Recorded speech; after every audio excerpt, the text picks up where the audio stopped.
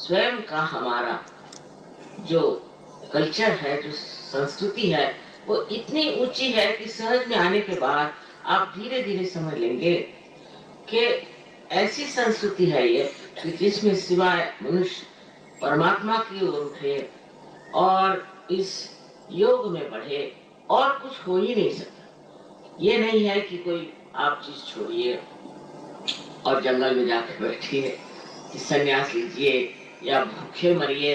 इस तरह की बेकार चीज सहयोग में कोई जरूरत नहीं, क्योंकि ये बाह्य में सब भूखे मरने की, बहुत से लोग भूखे मरते रहते हैं यहाँ पर। और एक बार नारद मुनि ने पूछा भगवान से कि हिंदुस्तान के लोग इतने भूखे क्यों रहते हैं, तो उनका वो लोग इतना भूखे रहने की उनको आदत हो गई है और वो इतने बार भूखे रहते हैं तो उनको भूखे रहते हैं।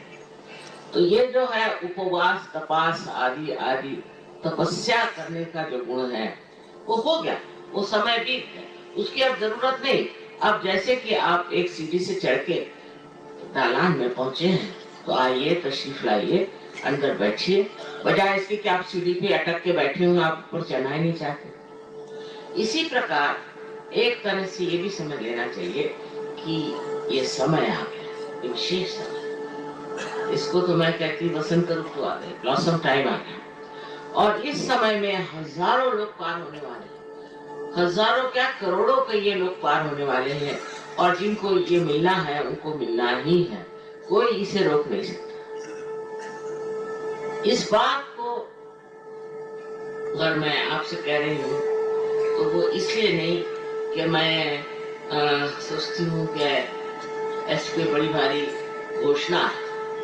ये बिल्कुल सत्य है कि ये चीज आज इतनी घटित हो रही है, इतने देशों में जो एकदम से जोर में फलीभूत हो रही है, इसके पीछे में कोई न कोई समय की भी विशेषता है। और ये समय एक घोर कलयुग में ऐसा आया हुआ है जहाँ मनुष्य चाहता है कि सत्य को प्राप्त।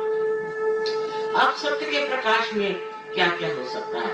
पहले तो सत्य के प्रकाश में जो असत्य है उसे आदमी एकदम सहज में